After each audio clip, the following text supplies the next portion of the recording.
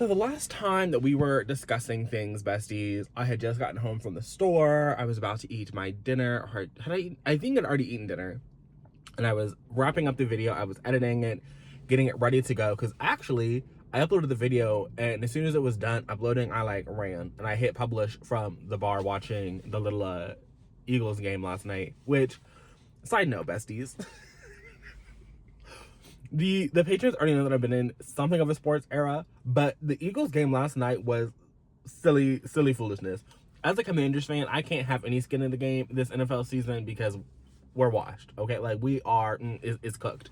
But,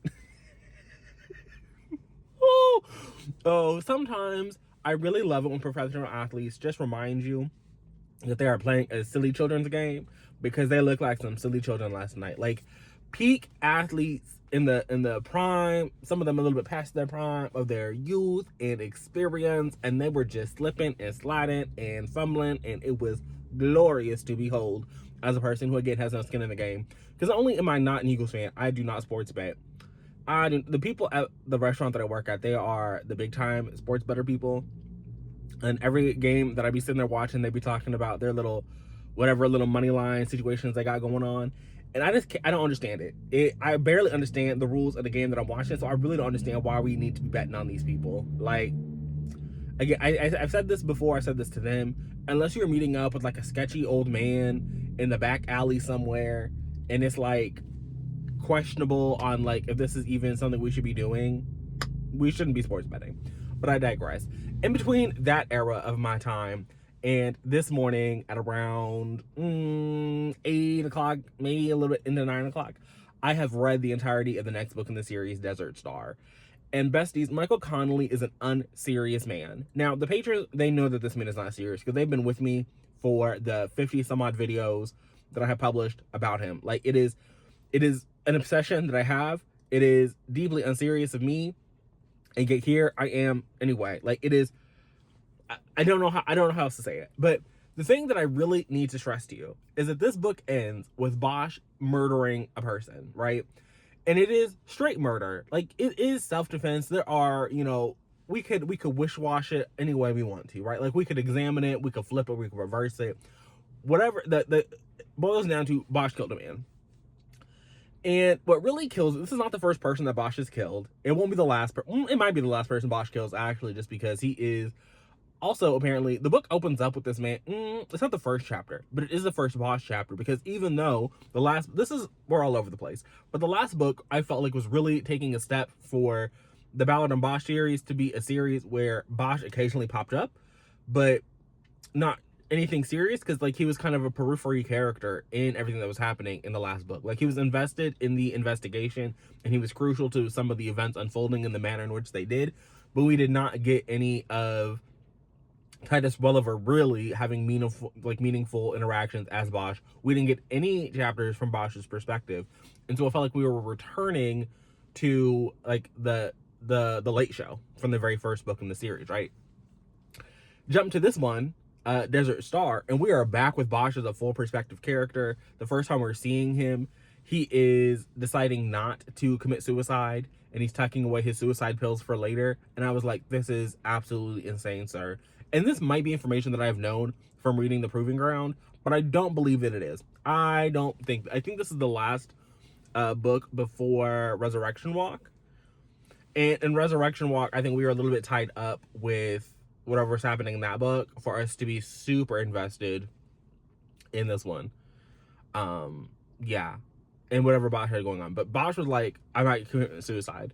But the basic setup for this one is, at the end of the dark hours, if you remember, the chief of police showed up at Ballard's house and was like, hey, also, mind you, at the very end of that book, Ballard also killed 2 suspects. I mean, they were in the middle of committing the crime, but still, she killed 2 people. In a very similar situation that you could argue Bosch did. And so when she showed up in Florida and was scolding him, I was like, this is deeply unserious. Because, like, literally in the last book, you did the same shit. But following all of that, she had, actually, before she did all that murdering, she had resigned from the police force. And I guess you could maybe say that she'd only killed 2 people at that point. Maybe 3 people intentionally. The 4th person she tried to save, and they threw the tracheotomy tube out. So, like, she has some blood on her hands. But Bosch is, like, literally LA's most notorious killer. When I was first reading the series, I was telling the patrons, like, if you are it got to a point in, like, I want to say books, like, I want to say 4 to around 7, maybe. Don't hold me to that. Where I was like, you don't want Hieronymus investigating your case. And not only do you not want Hieronymus investigating your case, you don't want Mickey Holler to be your lawyer after the fact if Bosch did investigate your case and you managed to not die. Because it felt like everybody to wrap up these books, well, people were just dying. It was like, okay, and then they died. They got murdered. They got shot down. Like, it was craziness. So Bosch might be LA's actual most notorious serial killer, if you ask me. So Brene Ballard, she's off the force at the start of this book. We're jumping a year in the future, and her and Hieronymus have had some falling out because after she left the police force, she and Bosch were going to go into business together, and they were going to open up like a little investigation thing. Except remember, the Dark Hour was set like literally in 2020, going into literal January 6th. And so there was all kinds of people, protesting the police in the book and in real life. And so Bosch was like, you can do more good inside the force than outside of it.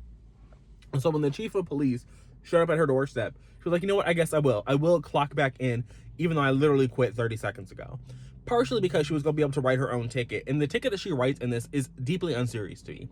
So what she chooses to do, and I guess you could argue that this was like staying true to her character, but remember, in the Dark Hour, she was going to get pushed to dayside and no longer work the late show, which is the middle of the night. I want to say it's like 8. I think it's, what is it, 8 to 8?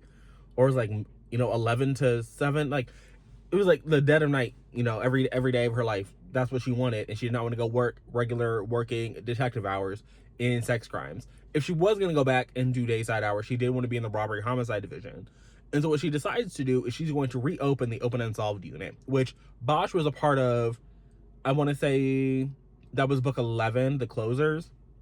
He had come back to the force after he left because there was all kinds of political maneuverings that were happening when he decided to leave, and it was also deeply unserious. But when he did come back, he came back into the Open Unsolved unit. And apparently between when he left again the second time, where he had been in the Open Unsolved unit, and at the beginning of the Dark Hours, the unit had been disbanded. So she researched the unit, except it's no longer a police unit, really. Like, she's the only police officer in the entire unit, and everyone else she works with are a bunch of volunteers.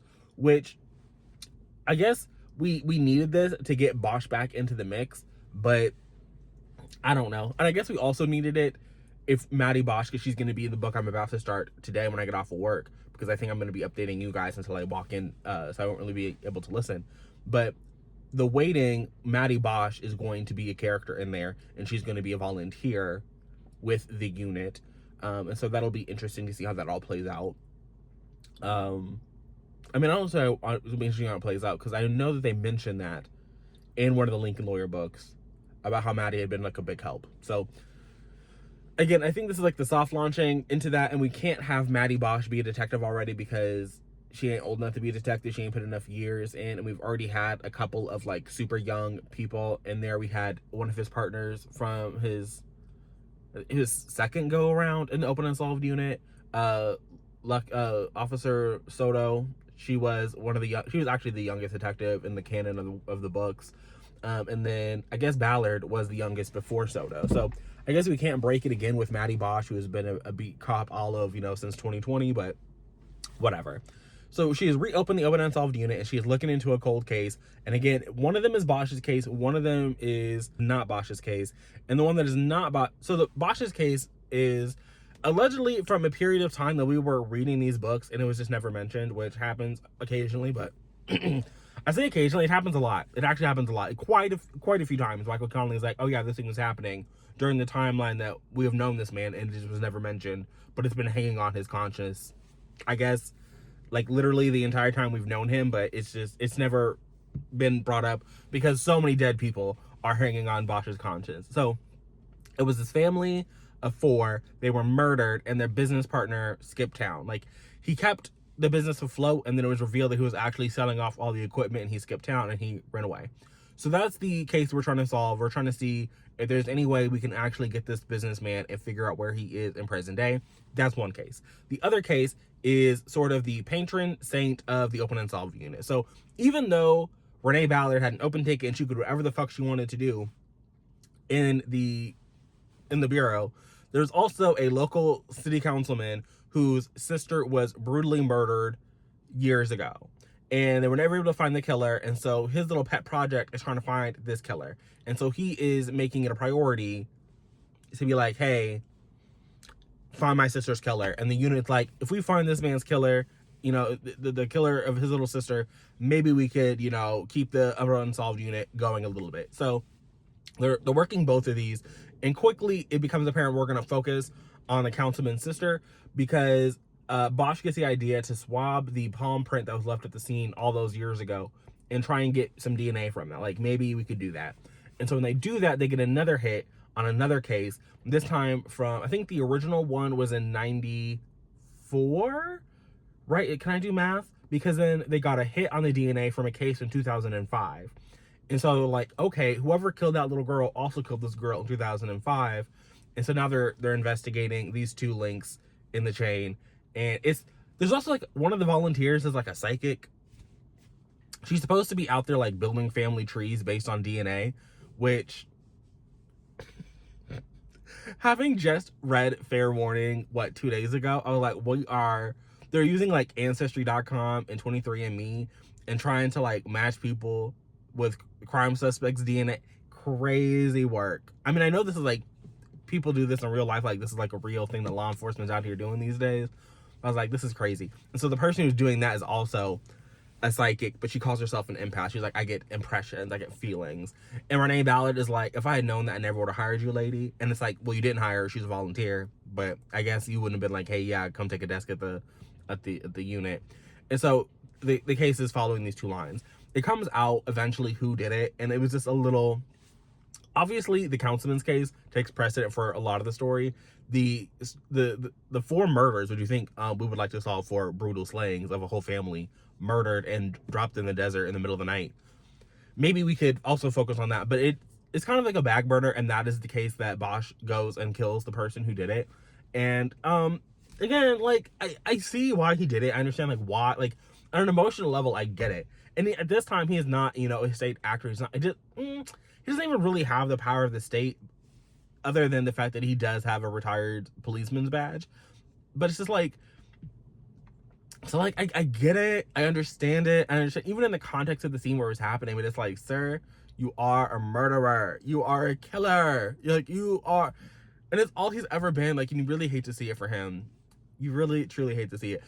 Ballard in this book was a little bit, I don't know, it was not really fun seeing her in this administrator role, just because I mean, it was, in some ways it was fun, but in other ways it was like, yeah, you are not good at this. And two, she was constantly, like, ditching everybody in the unit anyway to go run around and be with Bosch. And so to me personally, it kind of just feels like you should have just taken him up on starting that private eye business up in the, like, I don't know, in the valley somewhere, or that's where your office space probably would have been, because you're both broke. It's not like, you know, fucking Ballard has a ton of money she has to work with. And so it's like, if you were just gonna run around and team up with him and kind of leave everybody else in the unit anyway, like, what is the purpose there? And then when people in the unit start calling her out, she's like, I worked with him before, we have a previous you know, repartee with one another, like a rapport, we understand each other. And so, like, sometimes it has to be what it has to be. And it's like, again, you could have done all of this outside of the police world. And so part of me thinks that, like, we are only staying in this police world long enough to fully pass the baton on to Maddie Bosch. And I'm excited to see where that goes. And I really am hoping that in the waiting, we actually do get perspective chapters from her. Because as a character, I think she's not necessarily the most complex character in the narrative, but she is the character that we have seen in the periphery the longest and have a basic understanding of, like, all of the things that have shaped her. But she's always just kind of been, I think, more out of narrative necessity, a character who has been, like, just, you know, going along to get along. And when she and her dad are butting heads, it's for very, like, reasons that make sense, because Bosch is like, you know, kind of overprotective, overbearing kind of person, and so for them to butt heads makes sense. And so when we see her, like, the first time we really see an adult her, like, not an adult her, but like a more aged up version of her in Nine Dragons, when she's, you know, concocting this whole thing, like, oh, I know this is my dad. It's like she is like literally fresh off the plane for not even 12 hours after she finds out that her mom has been brutally killed, and she's like walking around a middle school. Like, but yeah, I can go there on Monday. Like, so there's a lot there, I think, with Maddie Bosch that makes for an interesting character and interesting to see inside her head and the person she is for the first time. Like, this is a character we've known in this series since she was 4 years old, and we got glimpses of her in her, you know, her high school years. We got glimpses of her at Chapman University. We've got, you know, ramblings about her and her cousin Haley. And so I just really want to dig into that world a little bit more. Like, I just think it'd be a lot more interesting. And I think that we could successfully pass the baton to her. I would like to see it. So I'm excited to start reading The Waiting. Like I said, I'm probably gonna do that when I get off work today. But as for Desert Star, it was, I read a couple of reviews that didn't think it was like all that satisfying, but I think that for what it was, it made sense. And I did see one person complain that the family of four murder, it felt like it got kind of like rushed, and I can understand that. But I think that for me it worked, because even though it was an open unsolved case, they did kind of have like a suspect, and they pretty much did understand like that was the person that did it. What they didn't necessarily have was any way to prove that that person did it, because they had like left town before the family was even known to be murdered. So it's like, it was really just looking for where this man is and finding him that they couldn't really do, because they didn't have any leads on where that was.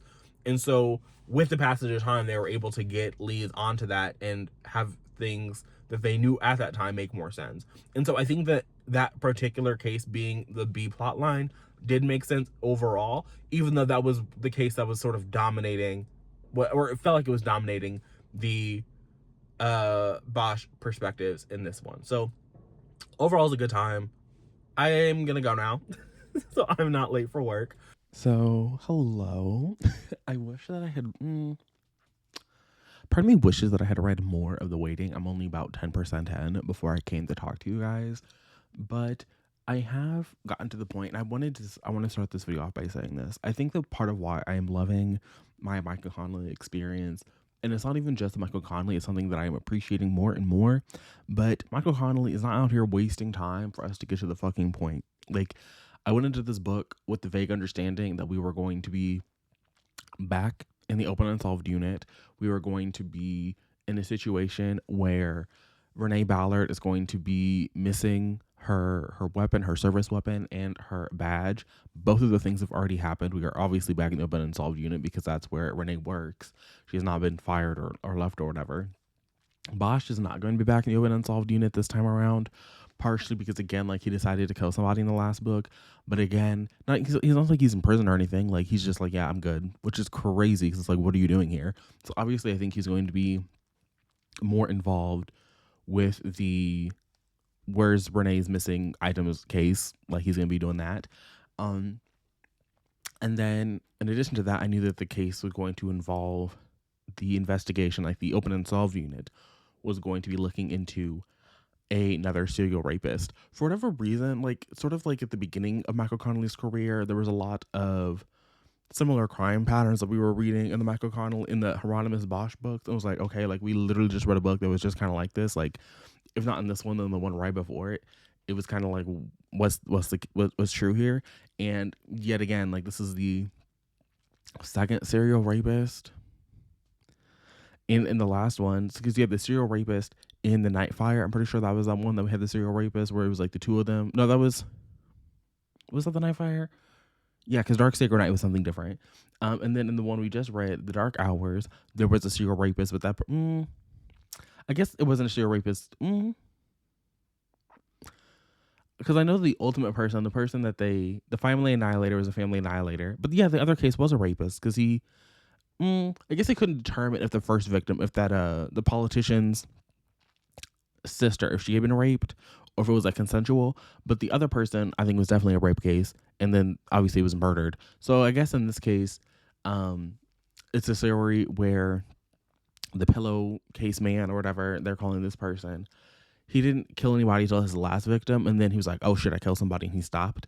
And already we are hot on the case of that one because they got a family hit. So when they first spun up the open unsolved unit again 2 years ago, so in the last book, it's been a year since then.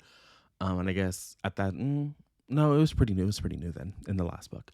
Anyway, it has been a year since the book before that.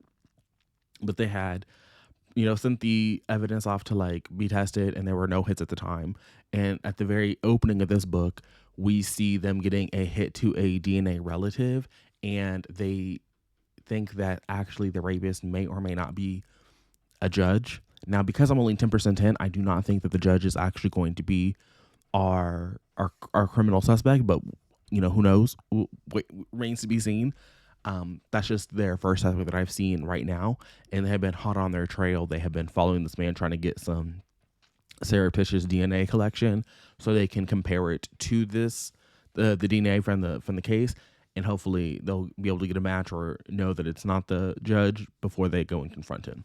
So that is what we've been doing here. So we still have not seen Hieronymus. He has not popped in, and judging by the fact that there was a third audiobook narrator that was mentioned, so we had Renee Ballard's audiobook person, we had Titus Welliver, who does all of the Bosch stuff, and there was a third one, and it was a female name. I'm assuming we are going to get Maddie Bosch inside her little noggin, and I'm very much excited to get there, which is part of why I was like, oh, maybe I shouldn't update just yet, but I wanted to get this video up and out of the way, get it checked off my to-do list, and so here I am before we get to that point. But I am excited because I don't care if we only get like 2 chapters from Maddie Bosch. Just knowing that we have them means that maybe in the next book, we'll see her again, and I'm excited for more Maddie Bosch development. Like, if Harry is going to die, if he is going to be not long for this world, then yes, give me baby Bosch. In a perfect world, I feel like we could have had the Maddie Bosch and Haley Holler situation, but the last we saw from Haley Holler, she was gonna go into like environmental law, so which is already so silly. Like, it's silly just because like her dad was a defense attorney for so long, except he hated himself every second of his day. And there was like a brief moment where Maddie Bosch, she thought she was gonna go into law school, and she was like, "Oh, I could be a defense attorney like Uncle Mickey." Even though the one time her dad was helping Uncle Mickey, I think the first time her dad was even like remotely doing something that was pro defense, like working to maybe not put somebody in prison, she acted like Hieronymus was like the worst person on the face of the planet. And it's like, I understand that you're a child, or she's younger than me. She was younger than me at that point. So it's like, you are, a juvenile in your mindset at least. But like, this is, if we were going to be locking people up, Ms. Maddie Bosch, I do think that we do desert. Your father is right. We should be having all the facts on the table. And if the facts don't add up, we should not be sending people to prison. Like, so it was crazy there. So even though Haley, I don't know what she's off doing, but I don't think she's gonna be a lawyer. But her daddy was the defense attorney, and her mom was a prosecutor. So for like a hot second there, she was like, "Ooh, I don't know which way I'm gonna go." I do ultimately think that would have been a much more interesting thing, or even give me like the Maddie Haley team up thing, and it's just like both of them, and maybe they do investigate. I don't know, just something. It would have been nice, but just knowing that Maddie Bosch will be there to continue the legacy is, I guess, good enough for me. Because Haley, we never gonna see that. And also, just in the sheer number of books that Michael Connelly has written, I think that it's kind of clear that Hieronymus is his favorite, given that there are at least 20 solo Hieronymus books, and then the Ballard and Bosch adventures, and there's only 8 Mickey Holler. But like, I think he has a clear favorite. Also, the fact that when he was running around talking about the Proving Ground, and I think even Resurrection Walk, he was like, I did all these criminal trials. I did like 5 criminal trials in the Mickey Holler books, and I was tired and I got bored. Meanwhile, he keeps cranking out detective mysteries, because even, you have Hieronymus, you have Renee, and now you have his new Catalina sheriff. Like, he's very clear. I don't want to say he has a very clear favorite, but like, he's a very clear favorite, and clearly the lawyer was not his favorite. Like, they were interesting stories, and there were interesting characters introduced in there. But it's so clear, because even though I don't think either series does a lot necessarily with their side characters, and I've said this before, and I'll probably keep saying it, neither one of them really does a lot with their side characters. But I guess you could argue that Hieronymus is at least more. We could see more of them each time we see them doing something. In the Mickey Holler universe, like, they have like these set roles for the side characters, and oftentimes we're just like cycling them out. Like, his driver gets cycled out. There's never really any moment for anybody to get attached to any one of the drivers. We know that Lorna and Cisco work for him, but they very rarely have anything of note to do, particularly Lorna. Cisco not having anything to do is kind of crazy, given the fact that he's the investigator. But in the first book, he has a completely different investigator that's killed off. Then he comes back in the Brass of Arctic, which is like the soft reboot of the Lincoln Lawyer books. And then Cisco is there, and Cisco again has nothing to do for large stretches of time, because at that point there'd be what, 7? Yeah, there'd be 7 Mickey Holler books, and then you have Cisco sharing duties with Hieronymus at some points, and then Hieronymus comes in to be the driver at some points. And obviously Hieronymus is a much more established character that fans are going to want to hear more about than fucking Cisco, which is sad, because, like, what are we doing here? But yeah, it's very clear that they're favorites here. And so if they're being favorites means I get Maddie books and not Haley Holler books, then it is what it is. Although if you're moving away from doing criminal law, I guess there really is no reason why we couldn't see Haley Holler doing something really interesting in terms of environmental law, if that even is what she's doing. I think at the moment in the Proving Ground, she had like taken a sabbatical and was like doing a year abroad. It was some weirdness. And her parents were back together doing the will they won't they dance, and it's like, y'all are like, your daughter has grown up and gone off to college and come back and went off to law school and come back, and you two are still dancing around each other. Like, be so fucking serious. Homegirl's house burned to the fucking ground. I guess it's the second time a house in the Harry Bosch universe was destroyed. Yeah, interesting. I don't know if we really needed the Palisades fire to be canonized in the Michael Connelly universe to let us know that his books do take place in our reality.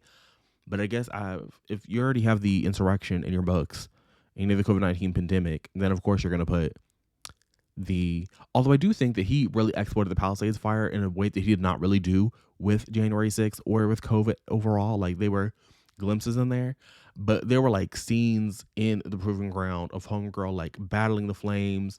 Like, it was a lot, to be honest with you. It was a lot, and I don't really, yeah, that's all I have to say on that front.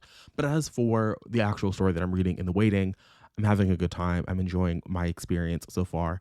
And it again, I started to say this earlier, but it is sort of like illustrative of all of the books that I've enjoyed this year, where all of the books, like, we're not wasting time getting to the setup so we can explore what that setup is going to be. It's not even just the Michael Connelly, but I think even the Josh Richards book I really liked earlier this year, that romance. It's Us This Time. It has to be Us This Time. You think I would remember this because I really enjoyed that story, but it was really, we got to the point really there. Didn't You Used to Be Queenie Bee? We got to the point in that story really fast, and it really allowed us to, although, was that even a this year book? That might have been a last year book, but the Queenie Bee book was so good, and we got to the point in there really fast, and so that allowed us to explore both Queenie's past and her present and her relationship with her new mentor figure, like, or not mentor figure, her mentee, like all of that. Like, I guess that book was really from the perspective of her mentee looking at the mentor, and then we got Queenie's backstory. But still, like, all of the stories that I've really enjoyed have not really wasted time getting to the setup and like allowing us to be in what the story was actually supposed to be unfolding. And then when books like really drag their feet to get to the point of the synopsis, I'm kind of like, okay, well, if you were selling me this book on the synopsis and I had to read to the 50% mark to even get to what you covered on the back of the book, and what are we doing here? And so I really appreciate the fact that Michael Connelly is really in like the first like chapter or two, like, we have already gone to the point of everything he was on the back of the book, and so now we're just going to see where the story is actually unfolding for most of the runtime of the book. It doesn't really feel like we are wasting time in any of these situations. Now, because he often does, and just like in this book, we have the serial rapist investigation and what is happening with Renee Ballard's her service weapon and her badge and some credit cards. Obviously, we have two different investigations we have to go on. And just like in the last book, you had the Family Annihilator, and you had the the death of the politician's sister that is tied into another murder later on. Like, we have these dueling, you could argue, investigations. And at some point in the latter half of the Hieronymus Bosch books, we were often doing this like two-hander where there'd be an A investigation and a B investigation. And sometimes those would like intertwine. And you'd be like, oh my goodness, how did those crimes ever intersect? Who would have guessed? But more and more, he started doing this thing where we're going to wrap up investigation A and investigation B, and they're going to be separate entities and separate people who are doing both of those things. And I do think that sometimes, one storyline was stronger than the other, but I think that both of them really worked to expand on character and to keep the reader engaged. And overall, I don't really have a problem with how either one of those was handled. And so, while this is the last Ballard and Bosch book I have, and I'm going to attempt to savor it, I also know that probably by tomorrow we're going to be talking about how this book ends. So I'm excited to finish this one, but that's what I have for you guys today. Thanks for being here. We'll be back again tomorrow for more thoughts on The Waiting, but for now, bye.